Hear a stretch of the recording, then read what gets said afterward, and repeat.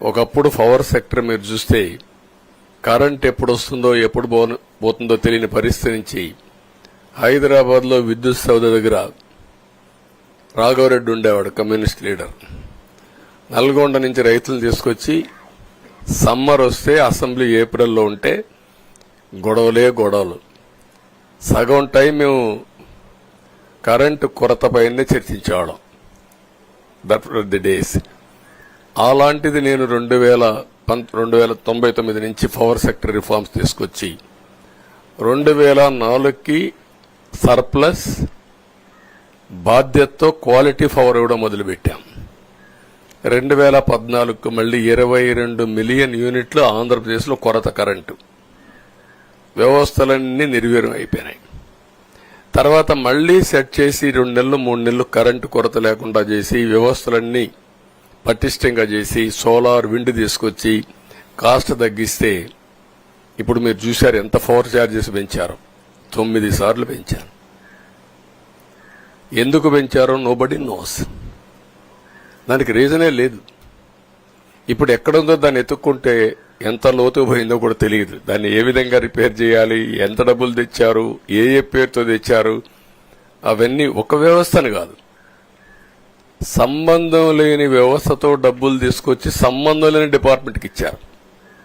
ఇలాంటి చాలా ఉన్నాయి. అవన్నీ ఇన్ కోర్స్ ఆఫ్ టైం మీకు కూడా చెప్తాం. అల్టిమేట్ గా ఇదేదో మేము అధికారం అంటే జుబిలియంట్ గా బ్రహ్మాండంగా ఉందనుకోవడానికి కాదు. ఒక బాధ్యతతో మా మీద ఎంత నమ్మకం పెట్టుకున్నారో ఈ ప్రజల్ని మళ్లీ ఒక దారి చూపించే మార్గం మేము చూపిస్తాం. ఇంకొక పక్కన మీరు ఒకసారి ఆలోచిస్తే ఇదే అసెంబ్లీలో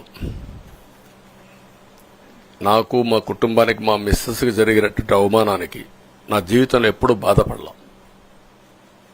నా మీద బాంబులతో దాడి చేసినప్పుడు కూడా వీరోచితంగా ఎదుర్కొన్నా. 2003 సెప్టెంబర్, అక్టోబర్ నాకు ఇప్పటి కూడా జ్ఞాపకం. ఆ రోజు నా మీద బాంబులు చేసినప్పుడు చాలా ఒక పానిక్ రియాక్షన్లో కూడా నేను భయపడలేదు. అలాంటి వ్యక్తిని మీరు చూస్తే ఆ సంఘటన చూసిన తర్వాత ఇలాంటి కౌరవ సభలో ఉండడం కరెక్ట్ కాదని అసెంబ్లీలో చెప్పి దానికి కూడా మైక్ ఇవ్వకపోతే చెప్పేసి బయటొచ్చి ప్రెస్ కాన్ఫరెన్స్ చెప్పి అనౌన్స్ చేశాను. మళ్లీ క్షేత్రస్థాయిలో గెలిచి అసెంబ్లీని గౌరవ సభ చేసి అసెంబ్లీకి ఎంటర్ అవుతానని చెప్పాను. నేను ఏదైతే ఆ రోజు ఒక ప్రతిజ్ఞ చేశానో దాన్ని నిజం చేయడానికి ప్రజలు సహకరించారు. మామూలుగా సహకారం కాదది. నేను ఇన్ని సంవత్సరాలు చాలాసార్లు చాలా ఎలక్షన్లో గెలిచాం, కొన్ని ఎలక్షన్లో ఓడిపోయాం. ఎలక్షన్లో ఓడిపోయినప్పుడు నేను ఎప్పుడూ కుంగిపోలేదు. ఎలక్షన్లో గెలిచిన తర్వాత గంతులేయలేదు. నిబ్బరంగా ఓడిపోయినప్పుడు ఒక బాధ్యత ప్రతిపక్షంలో ఉండి పనిచేయాలి, గెలిపించినప్పుడు ఒక బాధ్యత ప్రజలకు మెరుగైన సేవలు అందించి వాళ్ళని ముందుకు తీసుకుపోవాలని ప్రయత్నం చేశాం. ఎప్పుడూ ప్రజాప్రచారనే ఉన్నాం.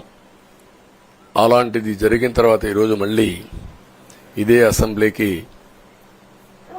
నేను ఏదైతే చెప్పానో అది చేసి వెళ్ళడం అనేది ఒక తృప్తి, ఒక గౌరవం. ఆ గౌరవాన్ని నిలబెట్టిన ప్రజలను కూడా మనస్ఫూర్తిగా అభినందిస్తూ మీ రుణం తీర్చుకుంటాం. ఏ విధంగా పనిచేయాలో పనిచేస్తాం.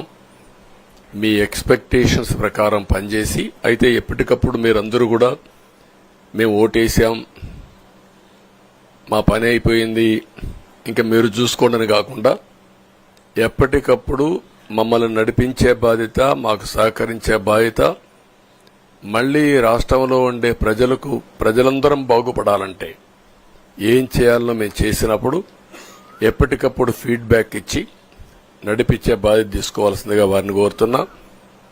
పవన్ కళ్యాణ్ గారిని మనస్ఫూర్తిగా అభినందిస్తున్నా. అదే మరి బీజేపీ అగ్రనాయకత్వాన్ని నరేంద్ర మోడీ గారిని, అమిత్ షా గారిని, ఇక్కడికి వచ్చిన అబ్జర్వర్స్ ని, ఇక్కడుండే పార్టీ అధ్యక్షురాలైనటువంటి పురంధేశ్వరి గారిని మనస్ఫూర్తిగా అభినందిస్తున్నా. పవన్ కళ్యాణ్ గాని తెలుగుదేశం పార్టీ కేంద్ర నాయకత్వం నుంచి కింది వరకు అందరం కూడా ఒక ట్రూ స్పిరిట్ తో పనిచేశాం. 175 అసెంబ్లీలు, 25 అసెంబ్లీలు అన్ని పార్టీలకు సంబంధించిన సీట్లుగా ఎన్డీఏలో భాగస్వాములుగా ఒక బాధ్యతతో ముందుకు పోయాం. అందుకే ఈ అనూహ్యమైనటువంటి విజయాన్ని సాధించగలిగాం. ఇక్కడి నుంచి బాధ్యత ఉంటుంది. ఆ బాధ్యతని ఏ విధంగా చేయాలనో అవన్నిటి కూడా ప్రణాళికలు తయారు చేసుకుంటాం. అంటే ఈ 5 సంవత్సరాలు జరిగిన విధ్వంసం మీరు ఒకసారి చూసిన తర్వాత ఇది ఒక 30 సంవత్సరాలకు ఎంత డ్యామేజ్ చేయాలనో అంత డ్యామేజ్ జరిగింది. వ్యవస్థలు విధ్వంసమయ్యాయి. మొత్తం ఎకానమీ కుప్పగూలిపోయింది. అప్పులైతే ఎంత చేశారో ఇంకా లోతు పోతే తప్ప మనకు తెలియదు. ఎక్కడెక్కడ చేశారో ఏమేం చేశారో తెలియదు. ఇంకొక పక్క ఎక్కడికక్కడ సహజ సంపద, ఒక శాండ్ కావచ్చు, మినరల్ వెల్త్ కావచ్చు, లేకపోతే ఏదంటే అది ఇంకా మాకు అడ్డే లేదు, ఏమైనా చేయగలుగుతాం, ఎవరైనా అడ్డొస్తే తొలగించుకుంటా పోతామనే ధీమాతో ముందుకు పోయారు. కొంతమంది భయపడి రాలేకపోయారు, ఎదిరించలేకపోయారు. నా కళ్ల ముందర ఒక రైతు చూస్తే ఆ పొలం పక్క నుండి ఇసుక తీసేస్తే అక్కడ భూగర్భ జలాలు ఉండవు. వ్యవసాయానికి నీళ్లు కూడా కొరత వస్తుంది. పక్క నుండే పొలాల్లో కూడా నీళ్లు ఉండవు. కానీ మాట్లాడే సాహసం చేయలేకపోయాడు. ఆయన కళ్ల ముందర ఆయన పొలంలో మట్టి తీసుకుపోతా ఉంటే ఎదిరించలేని నిస్సహాయ స్థితికి వచ్చాడు. మా వాళ్లు పోతే హౌస్ అరెస్టులు చేశారు. ఇవన్నీ చెప్పుకుంటూ పోతే ఒకటి కాదు, చాలా జరిగాయి. అవన్నీ కూడా ఏ విధంగా చేయాలనో చేస్తున్నాయి.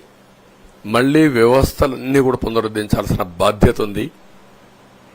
అదే మరిగా మాకు ఒక 4-5 రోజులు ఇవన్నీ చూసిన తర్వాత డెప్త్కి పోయిన తర్వాత మీరు పేపర్లో రాసినట్టు గాని మేము మాట్లాడినట్టు గాని ఒక లెవెల్లో ఆగిపోయినాయని నా ఉద్దేశం.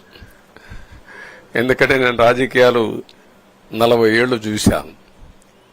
ప్రభుత్వాలను మేము అధికారం ఉన్నప్పుడు చూశాను. బాగు చేసి మళ్ళా అపోజిషన్కి వస్తానే వీళ్ళు నాశనం చేస్తే మళ్లీ నేను అధికారంలోకి వస్తానే దాన్ని బాగు చేయాలంటే ఎన్ని కష్టాలు ఉన్నాయో నేను చూశాను. ఇప్పుడు ఆపరేషన్ లేకుండానే మోకాళ్లకు ప్లాస్మా ట్రీట్మెంట్. మీ ఆర్థోపెడిక్ సమస్యలన్నిటికీ రోబోటిక్ టెక్నాలజీ ద్వారా తక్కువ ఖర్చుతో శాశ్వత పరిష్కారం. Free consultation. ప్రతి ట్రీట్మెంట్ పై 20% డిస్కౌంట్. ఈ ఆఫర్ కొద్ది రోజులు మాత్రమే. త్వరపడండి. V9 hospitals 9281465842.